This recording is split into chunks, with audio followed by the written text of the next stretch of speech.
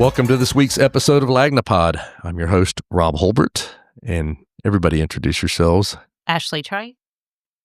This is Grant McLaughlin. Scott Johnson. Kyle Hamrick. Tommy Hicks. Okay, we're all here. Full roll call. Kyle, you just came back just a few minutes ago from the latest city council meeting where they kicked the can down the road on this vacant buildings ordinance, right? As we've been doing since September. Yeah. So what's going on now? So we've got some amendments that have been made. The council has made some changes to it, and the administration has been fine with it, except the council's version wants to put the responsibility to sign buildings onto this this registry of vacant and blighted properties. They want to put that duty on the city. Yes. But the city wants to put that duty on the people who own the vacant and blighted to self-report properties. their crappy buildings. That's right. Yes. To self-report their crappy buildings. Yeah. There was a bit of a showdown in the pre-city council meeting between the city. Yes, ma'am. I have a hand question, raised. Kyle. Why yes. is that? Why does the city want them to self-report so they can find them more? Because to put it on the city would mean more resources that they'd have to spend on code enforcement. It's easier. It's easier to do the self-reporting function. Aren't they going to have someone to make sure people are self-reporting? They are going to have somebody to make sure, because there's going to be a If form. They still argue that's less resources. They still say that's less resources. Have they considered a tattletale way? Like if people tattle on them, that would be a reporting method. I don't think they've considered, the old schoolyard snitch trick. I think they should just there's only a finite amount of buildings downtown. It can't take that they much. actually know the number. The fire department knows of 140 problematic structures that they already know of and have on their list as, hey, these things could burst into flames. So they have this information, but Ricardo Woods, the city attorney, said that the city doesn't want any vacant or blighted property owner to feel targeted by this. So I think they should feel targeted. I thought that was the whole purpose of this, was to make them feel targeted, shameful. Yeah, this is the part I worry about, is that we're going to spend a lot of time trying not to hurt people's feelings. We're going to have to get tough on this stuff. But so again, it's been kicked down the road. It's been kicked down the road next week, and we'll see what happens. Next week, we'll see what happens. Now, here at Lagnia-POD, what we really like to do is get a little behind the scenes and take you into the life of the newspaper reporter. I would like for you to tell people about the extracurricular activities that occurred today at the city council meeting involving a former mayoral candidate. That's right. So while all of this was going on, Marion Dias from Foley, who was a mayoral ran candidate to be the mayor of Mobile. She was not on the ballot. She was not on the ballot because she's from Foley. She's a Baldwin County native. But she's chaffed about not being on the ballot. She is quite she's quite upset. She appeared today at the city council. She was signed up to talk about wanting to start a New Year's Day prayer service at Cooper Riverside Park. Sounds nice. Lovely. Sounds nice. Could be something good to do. Instead, she begins to talk about, the election and the corruption in City Hall. Right. And C.J. Small, council president, said, you can't do that. You have to stick to what you signed up for. And they proceed to get into a back and forth over what she can and cannot talk about during the city council. Some voices were raised, and eventually she was asked to sit down with help from the police. Okay. Fast forward to the end of the meeting, where me and the other members of the media are outside of the smoking atrium, cigarettes and drinking alcohol, sharing 11 in the morning, sharing war stories. Right. And all of a sudden, Marion Dias comes marching out of the council chambers, and she throws a handful of coins into Government Plaza. Into the open, just down toward the ground, into the corner. Yeah. It was a very loud noise, and she just threw those coins into the floor and then stormed out to appease the money changers. Is that what it is? I don't know what's going on. Something like that to relieve some stress. Anyway, did anybody start running to pick them up or something? Or? There was no mad dash to pick them up. Most people were just kind of confused as to what had happened. She tried to give her 2 cents, and I think she gave more like $1.43. Yeah. From what I counted, there was some quarters, some pennies. Glad to see you counted. A dime. We did a ballpark. I didn't pick any up because there were no doubloons in there. If there had been doubloons, then I would have grabbed those. But then after that, she comes back into Government Plaza and tries to talk to Mayor Chirigatis about the corruption that she witnessed. And some city spokespeople had to escort him away from her, and she eventually left on her own. This is the kind of excitement you don't get on, if you're, this is what you don't see in the papers. I have to say, I don't believe the Foley City Council is this thrilling. She should give them she should try them, but she might could save money on gas. She might could save some change. Apparently not. She's throwing it away. Grant, you've got the cover story this week, which is an interesting story about some activity in Baldwin County that basically the cities are using city money to help pay primarily football coaches.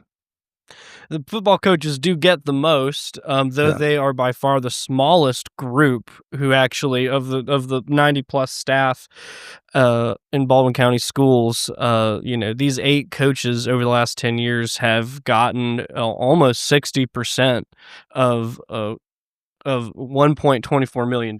So this is like a supplemental program that cities pay extra money that goes through the Baldwin County school system to individuals who work for the school system, correct? That's right. Yeah. That's a fascinating story. We've been talking about this in the office for a while now. You've been waiting for a lot of records, waiting for our records and doing stuff. And so it's pretty interesting though, but it does seem a large percentage of it appears to go to football coaches. Yes, in exchange for, we reviewed more than 300 documents from the school district and several municipalities in Baldwin County, and kind of some of the conclusions that I'll quickly run through that the school district has no stake in regulating or monitoring this program outside of rubber stamping the funds. Right.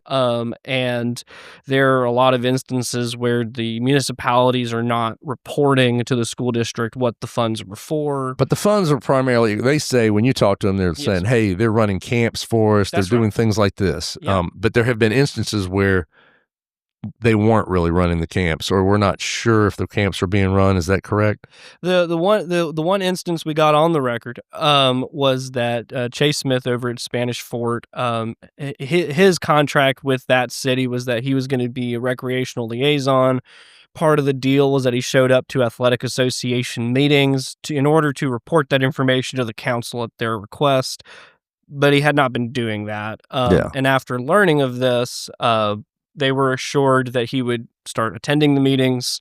And he said more or less it was a miscommunication of some sort. Yes, right? That's right. He just said, hey, I didn't know about the meetings. Now, you talked to somebody at Spanish Fort, one of the council people, I think, who kind of said, hey, having a great football team is part of our identity here, and this is helping us have a great football team. Kurt Smith, everybody. Now, Tommy, you've obviously been around sports for a while. Is this something that you hear about many places?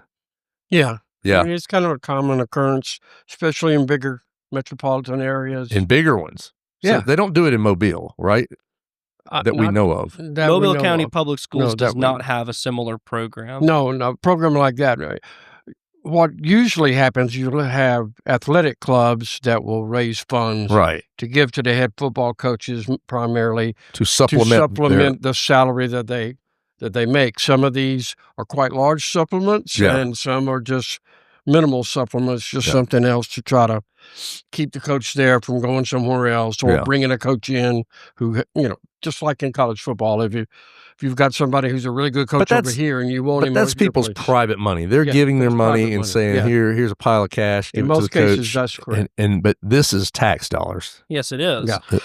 And it's not every day that a school district creates an entire program to funnel this money through. Yeah. And there are several reasons for that. But I feel like the most interesting of which is in the story, is that there was this idea that it could violate state ethics laws, because these staff members, particularly the coaches, would be benefiting from their specific roles outside of their regular salary, which is supposed to be their only. Some used to call that double dipping a little bit, is the terminology that people have used, that to say if you're getting paid by two tax sources for tax money, that would be double dipping. But that I don't know where that is on this. It's in terms, I'm not saying that is this, but well, there's a lot of that goes on here because of the proximity, Alabama, Mississippi. Yeah, you could work. I mean, Jack French coached in Mississippi for several years. Retired there, came over here, coached some more at Baker and coached at Faith before he retired. I mean, but he was getting a coaches pension, will do probably, that. Yeah, or go have camps and things like that. Of course, volleyball coaches around here.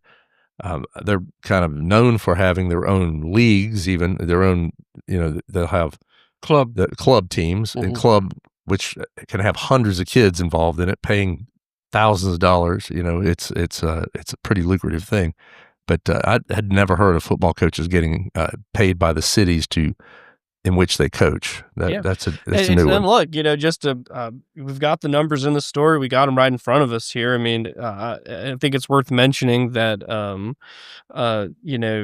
Kenny King, this coach over in Daphne, who Robin Lejeune said, we haven't won a championship yet, but we sure hope to. Yeah. He's gotten the most. I think he's gotten over $250,000 over the course of 10 years. Yeah. That's over 10 years. That's roughly between $22,000 and $26,000 every year.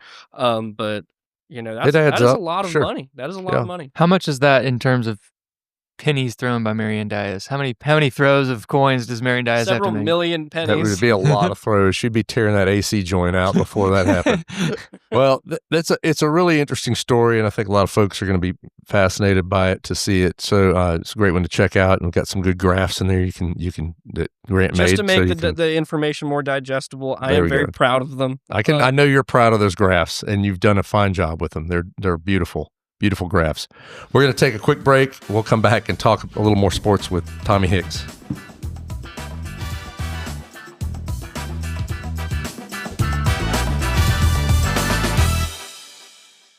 Down in our Alabama town, Lagniappe baby is on the beat. For just $6.50, it's all the news, keeping local folks in the loop. Lagniappe daily, every single morning, catching up on stories while the coffee's pouring. The local troops on every page, news for the folks of every age. It's just $6.50 a month for Mobile's daily news, Lagniappe Daily. Get signed up now at lagniappemobile.com and help keep Mobile funky. Down in our Alabama town, Lagniappe Daily is on the beat.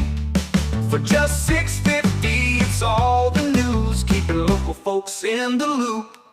Lagniappe Daily, every single morning, catching up on stories while the coffee's pouring. The local troops on every page, news for the folks of every age. And we are back with Tommy Hicks. You had a great story this week about a retiring official. Yeah, Paul Green. He's 88 years old. He officiated his last football game at 62-year career officiating. Imagine how many times he's heard cuss words.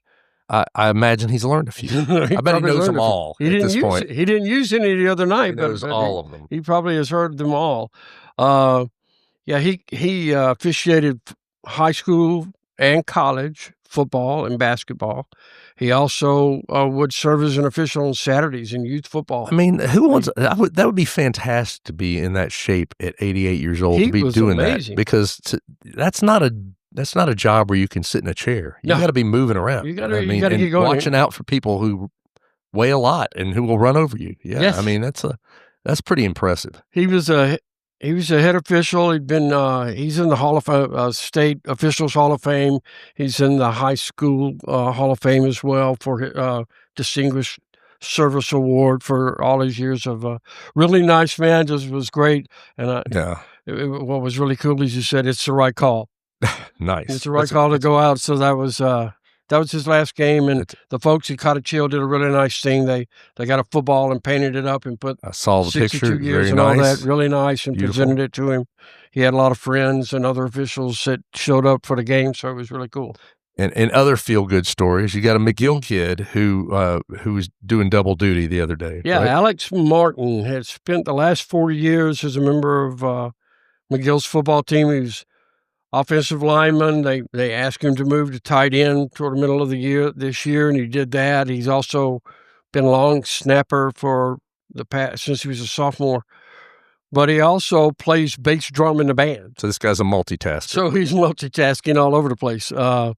Yeah, it was interesting. I saw they played Davidson earlier this year, and I was just watching a halftime show, and I looked in the back, and I said, that guy's got on football pants. Well, get on uniform. When you first told me about this story, I just, for some reason, thought that he goes and changes at some moment into his band uniform and does it. But I did not pick. But when I saw the photos with him, the football uniform on with the bass drum, he clears the helmet, the shoulder pads, and the jersey. Throws a big bass drum on and marches with his football pants. It's probably good. He doesn't get to hear the coach yell at halftime and that kind of stuff, and then he just gets up there. He skips all that. Pounds on the drum for a while. He has to move pretty quick on the road, though, because they're the first band up. Yeah. Then it's like, hurry up and get over there. But he said he had love for both things, and that's cool. He asked him to find a way to. He worked out his schedule. Plus, he's taking all AP courses at school academically, so he's doing a pretty good job. Sounds like he's bound for greatness. I mean, got a lot of good stuff going on. Let's talk about playoffs. What do we got? We have 12 teams out of the 17 that made it through the first round. 12 of them won, so we'll have 12 teams in it. What's I guess the most amazing part about this is the first year ever that every 7A team from here won in the first round. Okay. Now, that's because they used to be matched up first round against East Alabama, which was Central, Thompson, that group. Good teams. Opelika, Auburn. And so they found it very difficult. So they brought this forth a few years ago, and the AHSAA said, okay, we'll swap it up. So this year they were matched in Huntsville. So we found an area of the state that's not as good. And they were not. They were not. They were not. And so they had to travel, two teams, Daphne and Fairhope had to travel more than 350 miles for a Friday game. They didn't leave on Friday. Right. On this one. And then those teams up there had to come down here to play MGM and Baker. So, but MGM, Baker, Fairhope, Daphne, all won last week. So the unfortunate thing for Fairhope is that they won, and now they get to play number 1 ranked Central at home on Friday. MGM has to play Thompson, which is the defending champion. Daphne has to play Auburn. Baker has to play Opelika. So it gets a little tougher this week. Got to see them eventually. Yeah, the same right. teams. Yeah. Okay. All right. And then we have a big game coming up this week, the Port City Classic. Port City Classic coming up.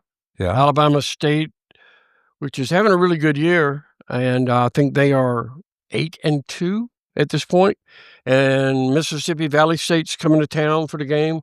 Okay. Not having as great a year. So Alabama State should be pretty heavily favored in this one. That doesn't mean anything. Doesn't mean anything. We've seen that, but I'm gonna bet. You're gonna put your money on that one. Yeah. You need to stop gambling so much. It's a problem. And then of course South Alabama. The season continues. They have 3 more games, and that will be it, because lost the last outing, which gave them their 7th loss, which means they cannot be bowl eligible. Got to have 6 wins. Will not go bowling this year. They will be sitting at home. It'll be interesting to see how the coaches play this. Will you see more younger players who have not played as much, getting time, kind of looking ahead? At the same time, you want that senior group to have a good experience. They're not going to throw in the towel, obviously. Right. But you want to try to build some momentum too at the end of the year is a good thing. Will this be a time where they throw some younger player? Like Jared Hollins, who has not had a chance to get on the field very often, will he get to play some of these last 3 games? And also coaches are coaching for their jobs. Yes, they are. Yeah. So I think things hopefully we'll finish out with a bang anyway. That'd be nice. Major is safe. Yeah. Beyond that, it'll be know. very interesting what happens at the end of the year. Yeah. All right, Tommy, thanks so much. All right, we're going to take a quick break. We'll come back and talk a little bit more. Okay, I got to...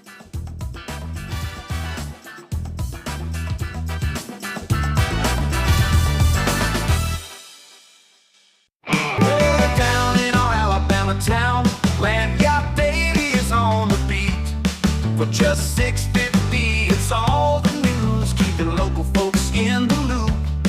Oh, Lagniappe daily, every single morning, catching up on stories while the coffee's pouring. The local truths on every page, news for the folks of every age. It's just $6.50 a month for Mobile's daily news, Lagniappe Daily. Get signed up now at Lagniappe-Mobile.com and help keep Mobile funky. Oh, down in our Alabama town, Lagniappe Daily is on the beat. For just $6.50, it's all the news, keeping local folks in the loop. Oh, Lagniappe Daily, every single morning, catching up on stories while the coffee's pouring. The local truths on every page, news for the folks of every age. And we are back. We had something very interesting happen this past week. It was, I guess, not this last weekend, but the weekend before, is Dr. David Bronner from the Retirement Systems of Alabama, who writes his little newsletter. I say little newsletter, but he writes a newsletter, and it goes out to all of the RSA members. So it goes out to a pretty big group of people. And he has, on occasion, fired a few shots in that thing. At one point. At one point he did. He kind of took a shot at me. He got it right back, though. That's all right. But I think the interesting one this week is he took a shot at the coal ash issue, kind of becoming the first. He's not an elected official, but the first big prominent individual in Alabama to do so. To have some balls, I'll say it. Yeah. The first one that would maybe turn Alabama's power's head and be like, "What are you doing?" Yeah, I bet they weren't happy. Yeah, I can only imagine. It's interesting. I get little pings on our website traction, and one of the pings over the weekend was Southern Company has a PR tracker of some kind. Yeah. And we were getting flagged for that story from their corporate PR tracker. It was funny, but so they were aware that the story existed. Obviously, so they were watching us.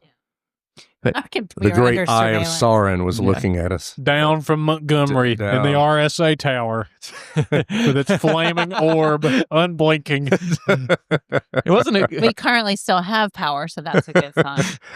It's about to go off shortly. Oh, God. So what did Bronner have to say? He didn't really mince words. He called it a huge environmental bomb. Yes. He pointed to the catastrophic events in North Kingston, Carolina, Tennessee, and Ohio.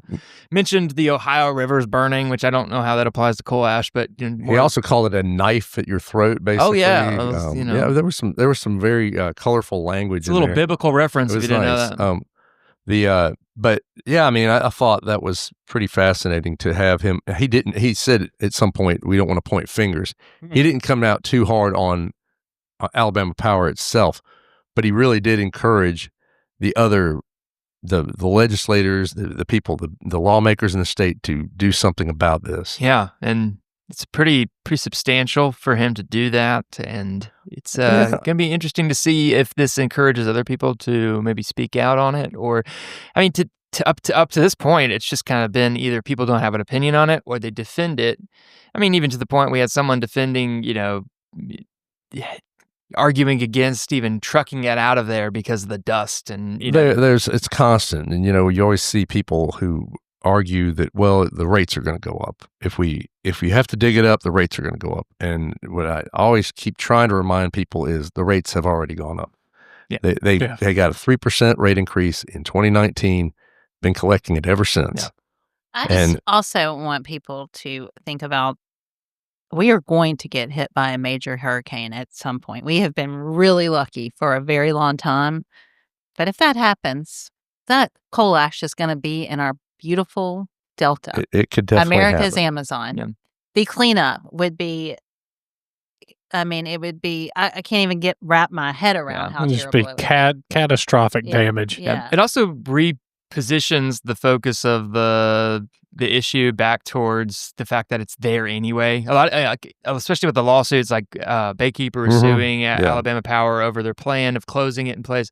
You get into all these like technical arguments of like, is this, what they want to do is just put a cap over it and seal it in place. And then they get into all these, nitpicky things of, is it leaching through the groundwater, et cetera. But, this positions the issue that it's there altogether, which is just interesting. I think, you brought it up, the leaching of the leaching of the water, or the leaching of the toxic chemicals through the groundwater. But it's, that study came out, I think, last month that showed that the toxic chemicals in the pond had already been leaking into the Delta and have been doing so for quite some time. Yeah, well, they've been fined for it already. And the thing that nobody is really arguing about is the fact that even with the cap in place plan that they want to do, the coal ash will still be sitting in the groundwater. That's the big issue with the EPA. The EPA mandated, when they said these had to close down, you can't leave them sitting in the groundwater. Alabama Power and ADEM are both saying, well, it's too big to move, we don't want to do it. But the reality of it is they knew this thing was coming down for a few years, and they continue to dump tons, millions of tons of coal ash into that pond after they knew it was coming, and now they're claiming it's too big to move. Yeah. As my grandma used to say, tough titty. I think that's just the way it is. They are collecting the money. They're going to get this money. They have been collecting. They've had a 3% rate increase for the last 6 years now, almost 7 years, for coal ash remediation. There's no plans for that to come off the books. They will be made whole. It may take them a little bit longer. They may have to take a little bit of the billions if you go look at their profits every year, they're billions of dollars of profits. This is not an unprofitable company. This is not a company that it needs to raise our rates to do this. They've already raised our rates. And they've raised our rates a bunch of times since then, so that have nothing to do with this. But not even to mention that they're not doing this plan anywhere else. It is. I'm glad Bronner brought it up again, and we've been after this a long time. It's really, to me, is the argument to be that it should be left there is just there's really not any merit to it. Yeah, I just don't see any merit to that argument. Getting thinner and thinner. It just doesn't have a lot there to say the reason we should do this is anything other than it's going to cost us money, and we don't want to pay that money. Yep, and that's really not a reasonable excuse. We have, I guess the sheriff's race is getting a little hotter. The Mobile County sheriff's race. It's got definitely one getting a little Baldwin bit County. taller. There's a little getting a little taller. Yeah, some hot Paul on Paul action here. We've got Paul on Paul. We violence. will have a sheriff named Paul. It sounds like. One thing is certain. Which will it be? Paul or Paul? So you have one, Paul Birch, the current sheriff. Paul Prine, who ran for Mobile mayor, has essentially thrown his hat into the ring this week, saying he's going to run. That's an interesting one, because you've got two guys that are kind of big personalities. Right? Big personalities. They're both kind of cut from the same cloth in terms of political. where they come from politically. They're both. They're both Trump Republicans. They are both infuriated the left at various times in the past few months. Yeah. So it's with Birch and his Halloween decorations, and Prine and some of his statements made during the campaign. Yeah. So, in the mayoral campaign, both of them are, will tell you their unvarnished opinions. Yeah, they do. And I think it's going to be there's something to be said about that. I like that. Yeah, I think it's going to be a really good race. When's the last time we've had a competitive, like in a train wreck kind of way? Yeah. I can't really remember a competitive sheriff's race. Because no one ever runs against the sheriff. It's very difficult. I mean, or if they do, they're it's like chance. It's a no contest situation. Yeah, and I don't know. It will be interesting. I mean, I would put my money on Paul Birch at this point. That's a tough one to dislodge a popular sheriff. Well, and his campaign's already made a dig at Prine. He was like, "Well, we the sheriff understands that Prine likes to run a campaign or be a candidate or whatever. So, but he's here to be the sheriff." That's cute. Prine did have a lot of support from the county, though. I do think it's, I think, the mayoral bid. Birch went to BC Rain and I think grew up in that part of the county. And Prine's, grew up in Alabama Village and lives up in Saraland, so he's got the northern part of the county. So there is a geographical divide there. I don't know. That is Paul Prine, what is he doing for a living at this point? I think he's going around and getting his picture made with people. He's not making money off of that. That's all he's doing. He's not really making any money. I'm aware of. Does he have a pension from the police department? He was there for a long time. I'm curious. I don't know what he's doing. I just didn't know if that's if he had another job at this point or not. Yeah. Other than him doing a podcast and then running, he was full-time running as mayor. He's definitely got bitten by the political bug, I think. I think we could say that. Yeah. So. He and Birch were both at the Kay Ivey talk this morning. Okay. Shaking hands, talking with people. All right. Well, at least it hadn't turned into a wrestling match just yet. And then we will end with the demise, or not the demise, but the final solution for the Hermit Hut here. So we've got Hermit Hut reporter Grant McLaughlin and Hermit Hut editor Kyle Hamrick on the beats to give you the latest. $369,000 later, the famed Fairhope Hermit Hut, which had been said at one time to be the most popular tourist attraction in the entire state. Somebody said that. I would say that somebody said. I would say of all the.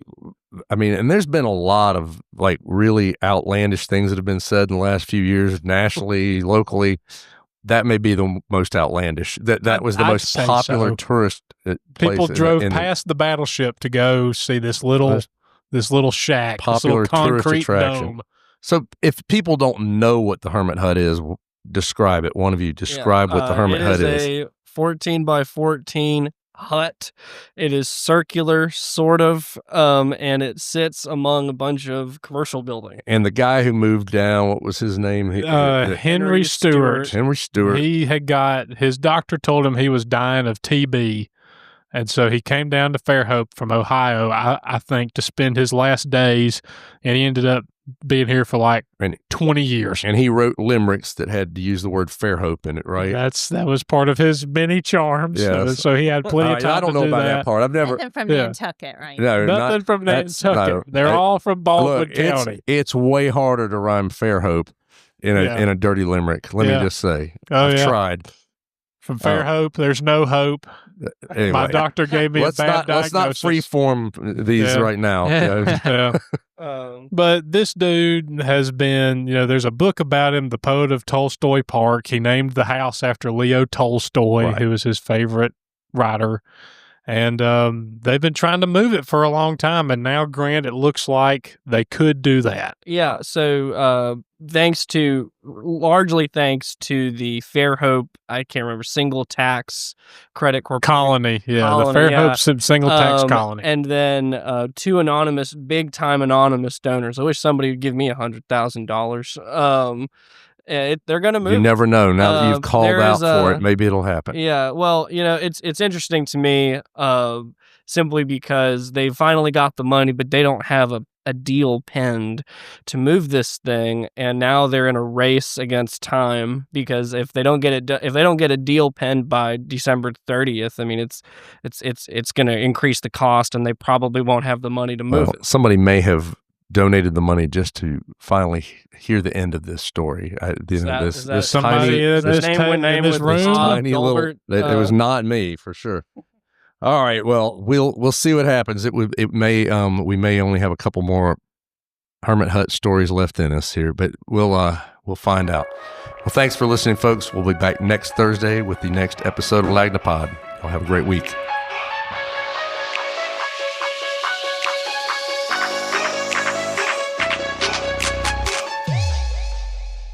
The Lagnia-POD is a Something Extra publishing production.